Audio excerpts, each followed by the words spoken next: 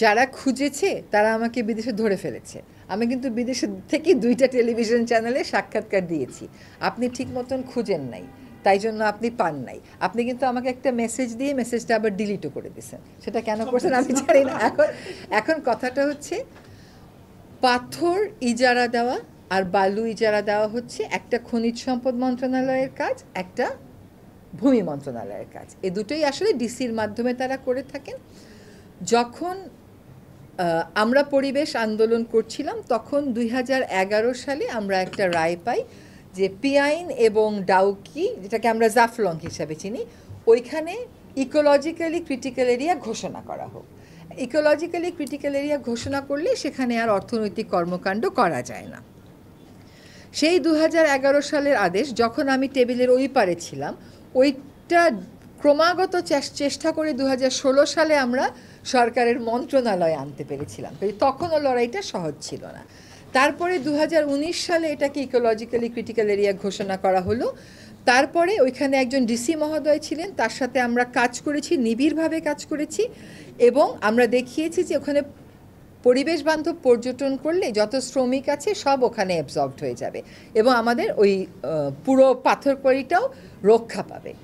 এইটার প্রেক্ষিতে 2020 থেকে 2024 অবধি কিন্তু পাথর তোলাটা বন্ধ ছিল শুধুমাত্র পিয়াইন এবং ডাউকিতে। এখন এইটার মামলাটার বাদীকে যদি জিজ্ঞেস করেন, মামলাটার বাদী এককভাবে আমিই ছিলাম। আর 2019 সালে যখন এটা নিষেধ করা হলো, সরকার বলল যে পরিবেশের কারণে আর উত্তোলন করা যাবে না।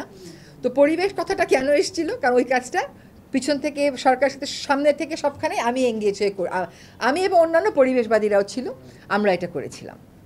এখন যখন নতুন সরকার দায়িত্ব নিল তখন একটা যুক্তি তোলা হলো যে এগুলো থেকে তো পাথর চুরি হচ্ছেই, সুতরাং এটাকে আমরা লিজ দিই না কেন। তখন আমরা দুই উপদেষ্টা মিলে বললাম যে পাথর যদি চুরি হয় তাহলে যে চুরি করে তার বিরুদ্ধে ব্যবস্থা নিতে হবে।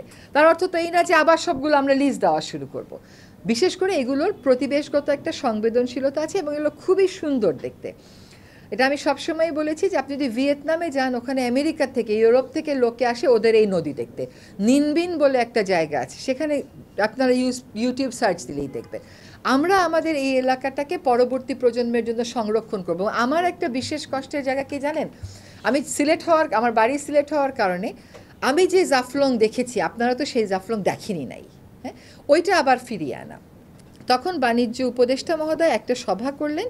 সেই সভাতে মন্ত্রণালয়গুলো থেকে যেরকম কথা তারা বলে যে না দিতেই হবে, সেগুলার আমরা তাদেরকে বোঝাতে সক্ষম হলাম এবং মোট 17টি পাথর কোয়ারিকে আমরা ইজারা দেওয়া যাবে না এই সিদ্ধান্ত নিতে সক্ষম হলাম। এবং এই সিদ্ধান্ত গ্রহণ প্রক্রিয়া আমি নিজে এই বছরের এপ্রিল মাসে একটা পাওয়ার পয়েন্ট প্রেজেন্টেশন দিয়েছি এবং সেখানে আমি দেখেছি যে আজকে যারা শ্রমিকের জন্য দুঃখ করতেছে, কেমন করে তারা ডিনামাইট দিয়ে বালু তুলে তুলে শ্রমিককে মেরেছে।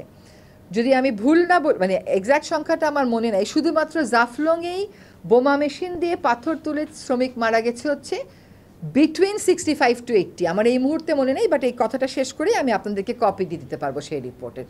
তো আজকে যারা শ্রমিকের দুঃখে দুঃখ পাচ্ছে, যারা পাথর তোলে, তারা তখন কিন্তু শ্রমিকের পাশে দাঁড়ায় না। সেই ফ্যাক্টস অ্যান্ড ফিগার্সগুলো আমরাই তাদেরকে দিয়েছিলাম। ফলে সরকারি পর্যায়ে আমাদের কাজটা হচ্ছে নীতি প্রণয়ন করা। আমরা কিন্তু নীতিটা ঠিকই প্রণয়ন করেছি যে 17টাতে পাথর উত্তোলন করা যাবে না। এখন পাথর আদৌ উত্তোলন হচ্ছে কি না এটা দেখবে কিন্তু মাঠ পর্যায়ের প্রশাসন। আর মাঠ পর্যায়ের প্রশাসন কি, যেহেতু আমি পরিবেশ নিয়ে কাজ করেছি, আমাকে কিন্তু প্রায় সময় অনেকেই পাঠায় এখানে বালু তোলা হচ্ছে, এখানে পাথর তোলা হচ্ছে, এবং এমনকি চিঠিও পাঠায়। আমি লিখে দিই যে ভূমি মন্ত্রণালয় দেন। তো আমরা কিন্তু বারবার প্রশাসনকে বলেছি, লিখেছি। মুশকিল হলো আমি যখন দেখলাম যে প্রশাসন কার্যকর ভূমিকা নিতে পারছে না বা নিচ্ছে না, তাদেরকে সাহস দেওয়ার জন্য আমি এবং ফজল ভাই আমরা দুইজনেই ফিল্ডে গেলাম, আমি এবং খনিজ সম্পদ উপদেষ্টা। যখন আমরা ফেরত আসলাম তখন আমাদের গাড়ি ধরে যে অশ্লীল বিক্ষোভ প্রদর্শন করলো এবং পরবর্তীতে সেই বিক্ষোভের জের ধরে একটা রাজনৈতিক দল তার নেতাদেরকে বহিষ্কার এবং সাসপেন্ডও করলো, সেই সময় যদি প্রতিবাদটা খুব জোরালো হতো না, তাইলে কিন্তু আজকে পরিস্থিতি ভিন্ন হতো।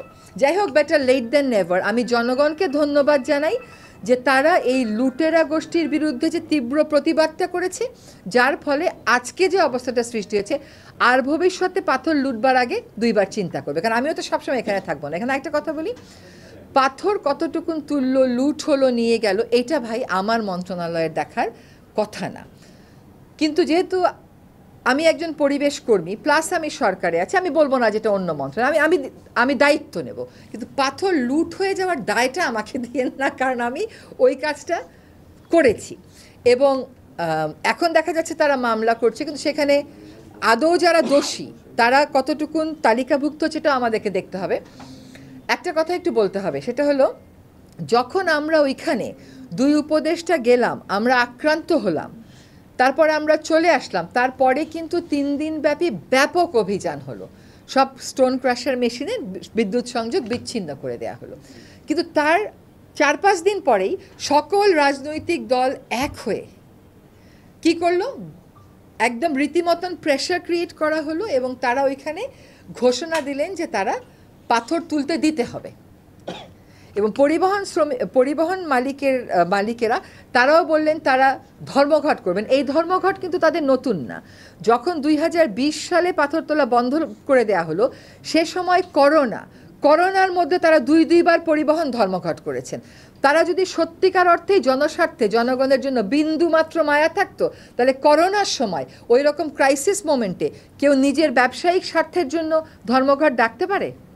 কিন্তু সেই সময় আমরাও সোচ্চার ছিলাম, প্রশাসনও আমাদের সাথে, প্রশাসনকে আনতে পেরেছিলাম। এইবার হলো কি, সর্বদলীয় যে ঐক্যের কথাটা আমি বলেছিলাম, সেই সর্বদলীয় ঐক্যের কারণে প্রশাসন নিশ্চয়ই যোগসাজস্য ছিল, তো এখন তারা বের করতে পারে কেমন করে যে পাথরগুলো কোথায়। আবার নীরবতাও ছিল, তারা হয়তো অতটা ঝুঁকি নিতে পারছিলেন না। আমরা একটা স্লোগান দিই প্রায়, যে পিপলস পাওয়ার। তো আজকে পিপলস পাওয়ার হ্যাজ শোন যে লুটেরা চক্রের বিরুদ্ধে যখন মানুষ দাঁড়িয়ে যায়, তখন যতই রাজনৈতিক শক্তি ওটাকে সাপোর্ট করুক না কেন, মানুষের শক্তিটাই আসলে জয়ী হয়ে আসবে। আছি দায়িত্বে আছি।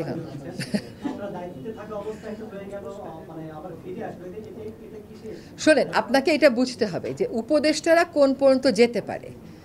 একটা সভায় কোন বক্তব্যগুলো যাবে আমরা সেই পর্যন্ত কথা বলতে পারি, কিন্তু কোন প্লেট গ্লাসে খাওয়া দিবে আমরা সেই কথাটা বলি না, এটা আমাদের বলার কথা না। হ্যাঁ, মাইক্রো ম্যানেজমেন্ট আমাদের করার কথা না। কিন্তু আমরা পাথর লুটপাট যাতে বন্ধ হয় সেজন্যই তো ফিল্ডে গিয়েছিলাম।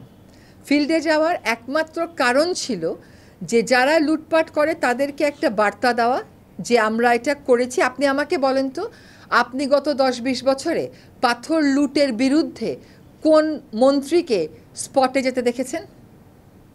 একটা উদাহরণ আমাকে দেন। আচ্ছা, কোন মন্ত্রীদেরকে আক্রান্ত হতে দেখেছেন? একটা উদাহরণ আমাকে দেন। তার মানে এইখানে যে ঐক্যটা গড়ে উঠেছে, এই ঐক্যটার বিপরীতে প্রশাসন হয় যোগসাজশ করেছে, নতুবা নীরব থেকেছে, বা দুটোই করেছে। এবং সেজন্য প্রশাসনের ব্যাপারে আমরা ব্যবস্থা নেব কিনা দ্রুতই দেখতে পাবেন।